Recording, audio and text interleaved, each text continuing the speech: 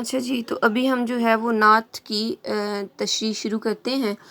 نعت کی تشریح میں اگر جب آپ اس کا پہلا شعر دیکھیں تو پہلے شعر میں جو ہے وہ شاعر کہتا ہے کہ خوش خصالو خوش خیالو خوش خبر خیر البشر، خوش نژادو خوش نہادو خوش نظر خیر البشر۔ اب یہاں پر جو ہے وہ آپ دیکھیں کہ مختلف تراکیب کی مدد سے شاعر نے حضور صلی اللہ علیہ وآلہ وسلم کی عادات کے بارے میں بات کی ہے۔ سب سے پہلے وہ کہتا ہے کہ خوش خصال، یعنی آپ صلی اللہ علیہ وآلہ وسلم جو ہیں وہ نیک خصلت کے مالک ہیں۔ خصائل ہوتے ہیں عادات، ٹھیک ہے، اچھی عادات والے ہیں۔ خوش خیال یعنی آپ صلی اللہ علیہ وسلم جو ہے وہ اچھی سوچ کے مالک ہیں، اور آپ صلی اللہ علیہ وآلہ وسلم جو ہیں وہ خیر البشر ہیں، یعنی بہترین انسان ہے۔ دنیا کے تمام انسانوں میں آپ صلی اللہ علیہ وآلہ وسلم جو ہے وہ بہترین انسان ہے، اور خیر البشر جو ہے وہ آپ کا لقب ہے۔ خوش نژاد ہوتا ہے کہ آپ صلی اللہ علیہ وآلہ وسلم عالی نسب کے ہیں، اچھے نسب والے ہیں، یعنی آپ کا خاندان جو ہے وہ بہت اچھا تھا۔ خوش نہاد کہتے ہیں ہنس مکھ کو، نیک طبیعت کو، طبیعت کا جو اچھا ہوتا ہے۔ تو یہاں پر جو ہے وہ نبی صلی اللہ علیہ وآلہ وسلم کی مختلف عادات اور مختلف جو ہے وہ خوبیوں کے بارے میں شاعر بیان کرتا ہے۔ اور یہاں پر آپ دیکھیں کہ اللہ تعالیٰ کی حمد و ثنا جو ہے وہ ہم حمد اس کو کہتے ہیں، لیکن یہاں جو شعر ہے وہ اس کو خیر البشر کے حوالے سے جو بھی آپ کو ردیف آپ کو خیر البشر کی ملے گی، جو وضاحت طلب ہے کہ اللہ تعالیٰ نے اس دنیا میں سینکڑوں لوگوں کو پیدا فرمایا ہے، اور ان میں بہت سارے جو ہے وہ اللہ تعالیٰ کے نیک اور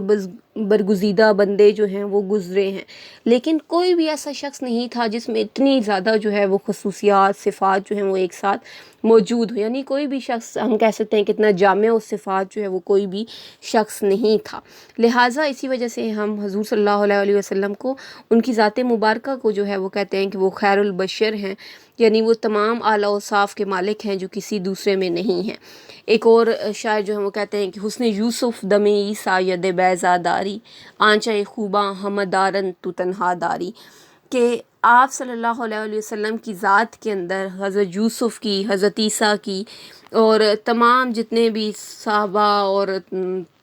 جتنے بھی انبیاء ہیں، سب کی خصوصیات جو ہیں وہ آ کر حضور صلی اللہ علیہ وسلم کی ذات میں، وہ حضور صلی اللہ علیہ وسلم کی ذات ان تمام خصوصیات کا مجموعہ ہے۔ اور اسی شعر میں آپ جو ہے وہ دیکھتے ہیں کہ اخلاقی محاسن کا ذکر کیا گیا ہے نبی کریم صلی اللہ علیہ وآلہ وسلم کو، کہ آپ صلی اللہ علیہ وآلہ وسلم کی عادات اور جو ہے وہ پاکیزہ خیالات کے مالک تھے، اور آپ ہمیشہ مثبت اور تعمیری سوچ کے حامل تھے۔ ہمیشہ جو ہے وہ آپ پازیٹیو سوچ رکھتے تھے، آپ اپنے اور جو آپ کے دشمن تھے ہمیشہ سب کے ساتھ آپ اچھا سلوک کرتے تھے، اور ہر کسی کے کام آنے کی کوشش کرتے تھے، اور آپ کا جو زندگی کا مقصد یہ تھا کہ آپ جو ہے وہ برے لوگوں کو راہ راست پر لائیں، جو لوگ رستہ بھٹک چکے ہیں ان کو سیدھا رستہ دکھائیں۔ آپ صلی اللہ علیہ وسلم نہ صرف دوستوں کو دعاؤں سے نوازتے تھے، بلکہ جو ہے وہ دشمنوں کو بھی اپنی دعاؤں سے نوازتے تھے۔ دشمنوں کو بھی دعاؤں سے نوازا تو نے، دوستوں تک ہی نہ محدود رہا تیرا کرم، کہ آپ صلی اللہ علیہ وسلم جو ہے وہ ہمیشہ اپنے دوستوں کے ساتھ ہی نہیں بلکہ دشمنوں کے ساتھ بھی اچھا سلوک کیا کرتے تھے۔ اور آپ صلی اللہ علیہ وسلم کی جو تیسری صفت بیان کی گئی ہے وہ یہ ہے کہ آپ صلی اللہ علیہ وسلم خوش خبر ہیں، یعنی خوشخبری لانے والے ہیں۔ آپ نے لوگوں کو اچھے اور نیک اعمال کرنے پر اجر عظیم کی بشارت دی ہے، اور دنیا کو جو ہے وہ آپ صلی اللہ علیہ وسلم جو ہے وہ غائب کی خبریں دیتے تھے، جو دنیا کو نہیں پتہ ہوتی تھیں وہ آپ دنیا کو خبریں دیتے تھے۔ آپ صلی اللہ علیہ وسلم نے جنت اور دوزخ کے بارے میں لوگوں کو بتایا۔ جب آپ معراج شریف سے واپس آئے تو آپ نے آسمانوں کے حال احوال جو ہیں وہ دنیا کو بتائے، اور پھر دنیا والے حیران ہوئے کہ کس طرح آپ صلی اللہ علیہ وسلم نے جنت کی، جب آپ نے بتایا کہ اگر تم لوگ اچھے کام کرو گے تو اللہ تعالیٰ نے تمہارے لیے جنت جو ہے وہ تیار کر رکھی ہے۔ اور پھر شاعر جو ہے وہ آپ صلی اللہ علیہ وسلم کے حسب نسب کی بات کرتا ہے کہ آپ صلی اللہ علیہ وسلم جو ہے وہ خوش نژاد ہیں، یعنی آپ صلی اللہ علیہ وسلم پورا عرب جو تھا اس میں آپ صلی اللہ علیہ وسلم جو ہے وہ قریش کے قبیلے میں پیدا ہوئے تھے، اور قریش عرب میں ایک بہت ہی معزز قبیلے کے طور پر جانا جاتا تھا، اور آپ صلی اللہ علیہ وسلم کی جو والدہ ماجدہ کا تعلق بھی مکے کے معزز اور مالدار قبیلے سے تھا۔ گویا جو ہے وہ آپ ماں اور باپ دونوں کی طرف سے انتہائی جو ہے وہ اعلیٰ اور افضل ترین تھے۔ پھر شاعر جو پانچویں آپ کی خوبی بیان کرتا ہے وہ یہ ہے کہ آپ وسلم جو ہے خوش نہاد ہیں. خوش نہاد یعنی آپ وسلم ہنس مکھ ہیں، ملنسار ہیں، خوش مزاج ہیں. آپ وسلم جو ہے چھوٹے بڑوں کے ساتھ خوشی سے ہنستے مسکراتے جو ہے وہ ملتے تھے، اور آپ کا چہرہ جو ہے وہ ہمیشہ مسکراتا رہتا تھا، ہنستا رہتا تھا. آپ صلی اللہ علیہ وسلم صحابہ سے بھی اکثر جو ہے وہ ہنسی مذاق کر لیا کرتے تھے، اور آپ مذاق کی باتوں میں حکمت اور نصیحت کا پہلو ہوتا تھا. یہ نہیں کہ آج کل کے یہ جو اندھا دھند مذاق ہیں اور جس میں ہم خیال نہیں کرتے کہ اگلے کی جو ہے وہ عزت نفس مجروح ہو رہی ہے یا نہیں ہو رہی، ہم اس چیز کا خیال نہیں کرتے، بلکہ ہم کسی ایسے مذاق کرتے ہیں جس سے اگلے لوگوں پر طنز ہوتا ہے. بلکہ آپ صلی اللہ علیہ وسلم جو ہنسی مذاق کرتے تھے اس میں آپ صلی اللہ علیہ وسلم حکمت اور نصیحت کا پہلو بھی جو ہے وہ مد نظر رکھا کرتے تھے. اور پھر جو چھٹی صفت شاعر آپ کی بیان کرتا ہے کہ آپ خوش نظر ہیں، جس کا مطلب ہے کہ محبت سے دیکھنے والے ہیں، آپ نہایت ملنسار ہیں اور چھوٹے سے بڑے سب سے جو ہے وہ لطف و کرم سے پیش آتے تھے. آپ صلی اللہ علیہ وسلم کے سامنے معاشرہ جو تھا وہ اس حد تک گندگی میں گھر چکا تھا کہ ہر طرف برائی ہی برائی تھی، لیکن اس کے باوجود آپ صلی اللہ علیہ وسلم نے کبھی کچھ غلط جو ہے وہ نہیں دیکھا، بلکہ ہمیشہ اچھائی کی طرف آپ صلی اللہ علیہ وسلم نے نظر کی. اور ایک اور شاعر کہتا ہے کہ صدق و صفا کا پے کرے پر نور آ گیا، لے کر حیات کا تازہ منشور آ گیا. تو یہ شعر جو ہے وہ اس میں مختلف یعنی کہ صفات، خوش خصال، خوش خیال، خوش خبر، خیر البشر، اور یہ ساری جو ہے وہ صفات شاعر جو ہے وہ حضور صلی اللہ علیہ وسلم کی بیان کرتا ہے. پھر دوسرا شعر دیکھیں کہ دل نوازو، دل پذیرو، دل نشیں، دل کشا، چارہ سازو، چارہ کارو، چارہ گر، خیر البشر. اب یہاں پر جو ہے وہ شاعر کہتا ہے کہ آپ صلی اللہ علیہ وسلم دل نواز ہیں، یعنی دلوں کو تسلی دینے والے ہیں، اور دل پذیر ہیں، دلوں میں اتر جانے والے ہیں، دلوں میں گھر کر جانے والے ہیں، اور چارہ ساز ہیں یعنی کام کو درست کرنے والے ہیں، حل ڈھونڈنے والے ہیں، کام کا مشکل کا حل نکالنے والے ہیں. چارہ گر ہوتا ہے علاج کرنے والا، معالج. یہاں پر جو ہے وہ شاعر کہتا ہے کہ آپ صلی اللہ علیہ وسلم بہت سی خصوصیات میں سے ایک صفت آپ کی دل نوازی بھی ہے، یعنی آپ کا اخلاق اور حسن عمل جو ہے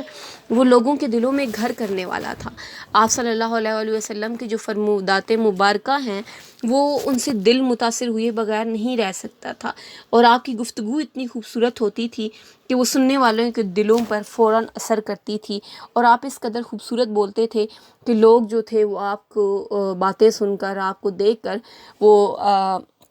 اتنے کم وقت میں جو ہے وہ لوگ اسلام کے دائرے میں داخل ہوتے گئے. اور کفار بھی جو تھے وہ آپ کی جو خوبصورت زبان تھی، آپ کی جو